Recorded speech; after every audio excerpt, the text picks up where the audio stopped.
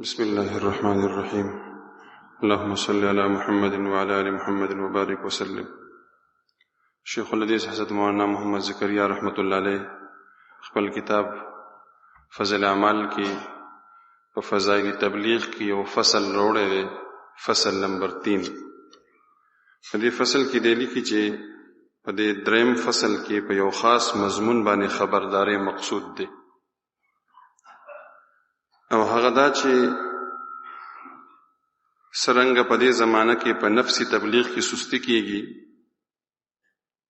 او عام طور خلق لدې نه ډېر زیات غافل دي، همدارنګه بعض خلکو ته یو خاص مرض دا دی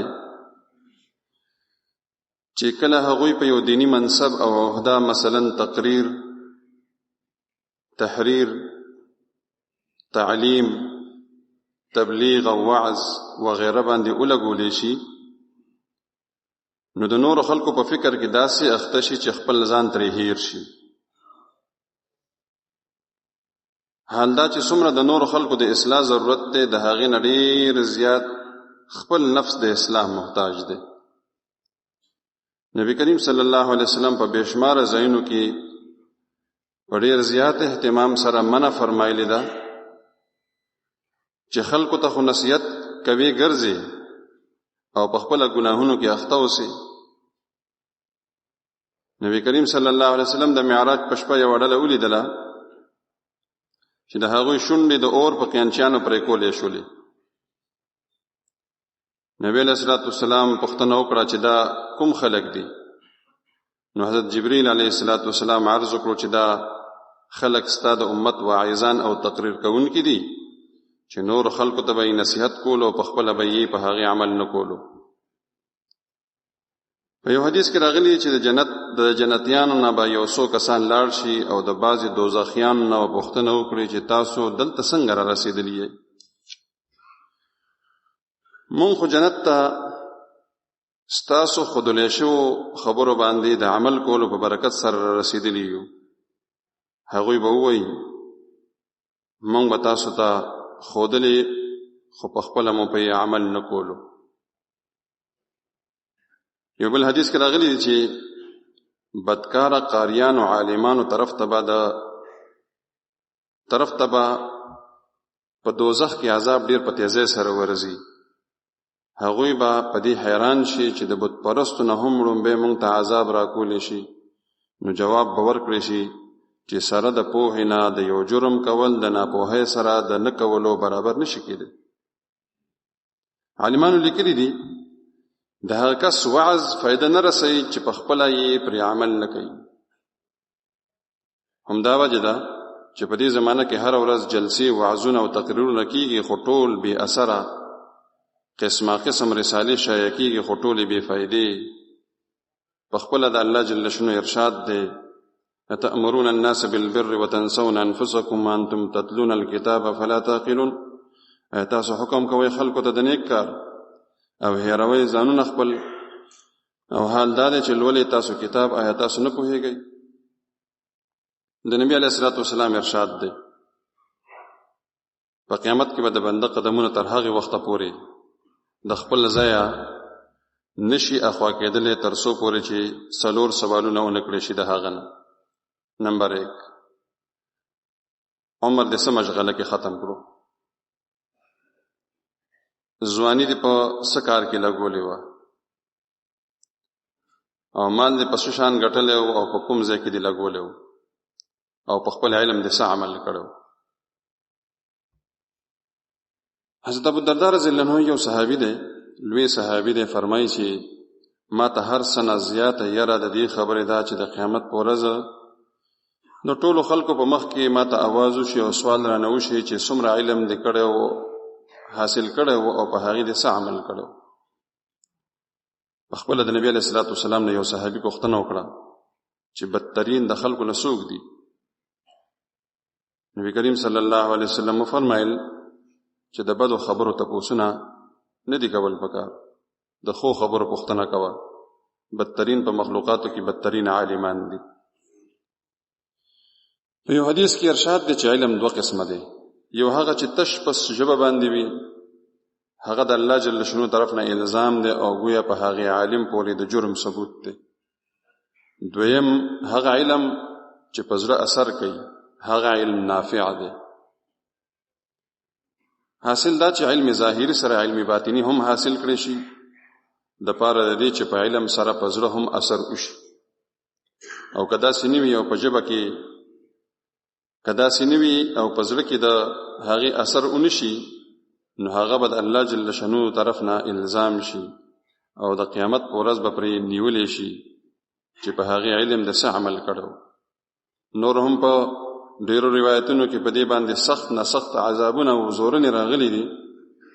په دې وجه زما درخواست دی چې مبلغین حضرات د خپل د اصلاح د ظاهر او د باطن د لومبې نه فکر وکړي، حسینه چې په هغه عذاب کې داخل شي. الله جل شانه عم نواله دی د خپل فراخ رحمت په خاطر ما ګناهګار ته هم د ظاهر او د باطن د اصلاح توفیق راکړي چې د خپل ځان نه زیات بد عمل هیڅ څوک نه موم. دا لوی شخصیت ته او د خپل ځان متعلق د هغې جمله دغه ده چې د خپل ځان نه زیات بد عمل هیڅ څوک نه مومم. دا جنت البقیع کې دفن دی د حضور صلی الله علیه وسلم په قدمونو مبارک کې، او ژوند دی څنګه تیر کړی دی،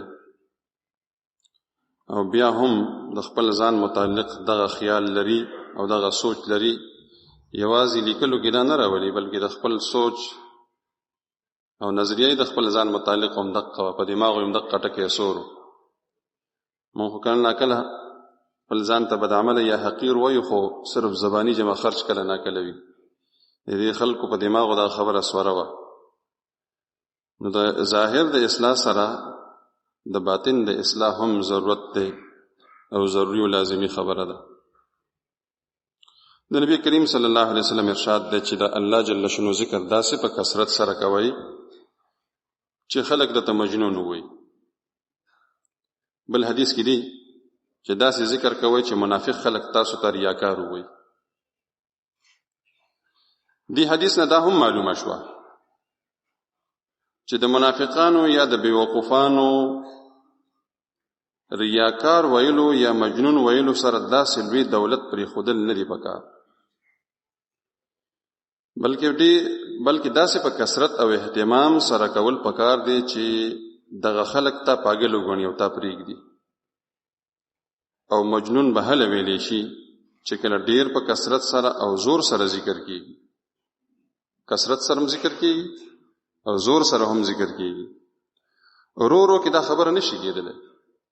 سړی په رو رو ذکر کوي، اگر چې د رو رو ذکر کولو خپل فضایل دي، خو دلته چې حدیث کې کوم فضیلت راغلی دی، نو شیخ الحدیث رحمه الله په دې خبره تنبیه کول غواړي چې دغه فضیلت سړی حاصلوي نو هغه په رو رو ذکر کې دلته نه حاصلېږي.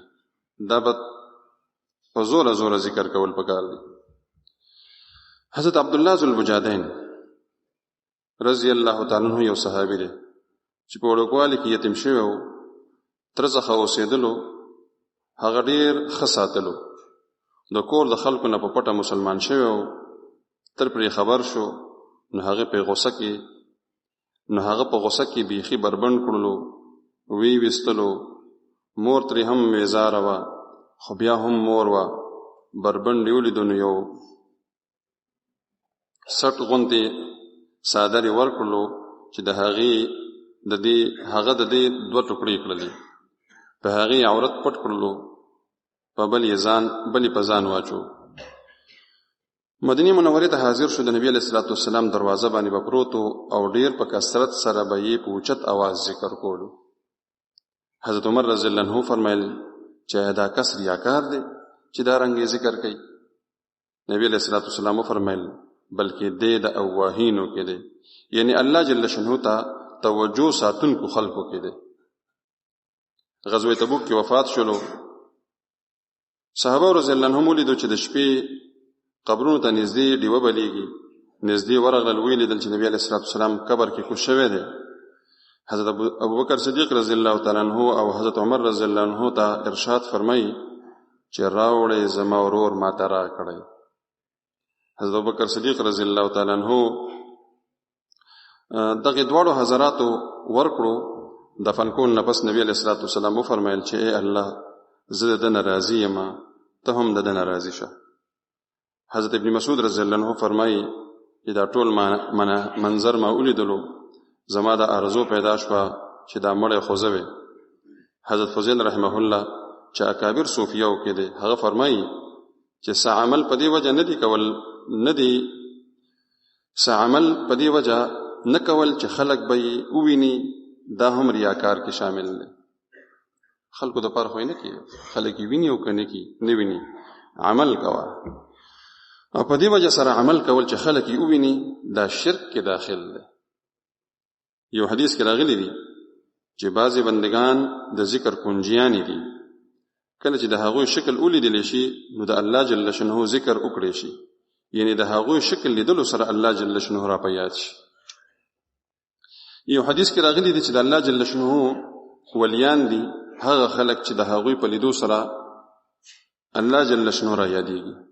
یو حدیث کې راغلی دی چې تاسو کې بهترین هغه خلک دي چې د هغوی لیدلو سره د الله جل شانه یاد تازه شي.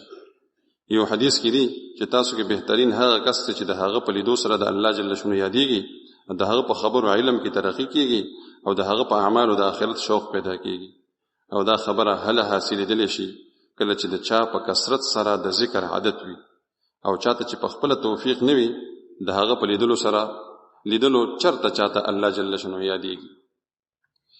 بعضې خلک په زور ذکر کول بدعت او ناجایز ګڼي. دا خیال په حدیث باندې د نظر د کمی د وجې نه پیدا شوی دی. په احادیث مبارکو باندې پوره نظر نشته دی. شیخ الحدیث رحمه الله لیکي مولانا عبدالحی صاحب رحمه الله یو رساله صباحة الفکر هم په دې مسله کې لیکلي ده چې په هغې کې تقریبا 50 حدیثونه داسې ذکر کړي دي چې د هغې نه په زوره ذکر کول ثابتېږي. البته دا ضروري خبره ده چې د شرایطو سره د خپلو حدودو دننه اوسي چاته د تکلیف ورکولو سبب ونه ګرځېږي. د نبي علیه الصلاة والسلام ارشاد مبارک دی چې څوک 40 ورځې په اخلاص سره داسې لمونځ وکړي چې تکبیر الله ترې فوت نه شي نو دته به 2 پروانې ورکولی شي. یو پروانه د دوزخ نه د خلاصېدو او دویمه د نفاق نه د برې کېدلو. فایده کې لیکي چې یعنی څوک داسې 40 ورځې اخلاص سره لمونځ وکړي چې د شروع نه امام سره شریک وي او د لمونځ شروع کولو تکبیر چې کله امام ووایي نو دغه وخت دی هم په مانځه کې شریک شي نو دغه کس به نه دوزخ کې داخليږي او نه به منافقانو کې داخليږي. منافق هغه خلکو ته ویلی شي چې په خپله چې خپل ځان مسلمان ښکاره کوي خو په زړه کې کفر ساتي او د 40 ورځو خصوصیت په ظاهر کې په دې وجه دی چې د حالاتو بدلیدو کې 40 ورځې ډیر اثر لري. لکه د بنی آدم د پیدایښت ترتیب چې کوم حدیثونو کې راغلی دی په هغې کې هم 40 ورځو پورې نطفه پاتې کېدل بیا د غوښې بوټی 40 ورځو پورې دغه شانتې 40 ورځو کې د هغې د بدلیدلو ذکر فرمایلی دي. هم په دې وجه د صوفیاو په نزد چې الله خاص اهمیت لري. څومره خوش نصیبه دي هغه خلک چې د هغوی په کلونو هم تکبیر الله نه فوت کېږي. د حدیث ذکر کولو سره سره د شیخ الحدیث رحمه الله دې خبرې طرف ته زمونږ او ستاسو متوجه کول او هغې طرف ته زمونږ خیال کول راولي چې هغه دلته هم چې کوم د 40 ورځو مطالبه کېږي تاسو نه چې کربوغه کې تاسو چله ولګوئ نو هغې دې قسمه احادیث مبارکو نه هغه دلیل نیولی کېږي نو کوشش کول پکار چې کربوغه شریف کې هغه چله ولګولی شي. 4 تعلیمات د هغې مختصر غونډه کې خاکه هغه ذکر کېږي دلته کې تاسو غرض او هدف هم دغه دی یو چې تعلیم اوریدلو او ویلو سره سره دا خبره ذهن ته راشي چې الحمدلله کربوغه کې د نور نظام د اصلاحي نظام سره سره 4 تعلیمات هم کېږي چې په هغې کې وړومبی تعلیم هغه د فضایلو دی نور تعلیمونه هم تاسو ته ترتیب وار کېږي. دا کارو سره هلته کې یو نظام چلیږي. الله جل شانه دې د عمل کولو توفیق نصیب کړي.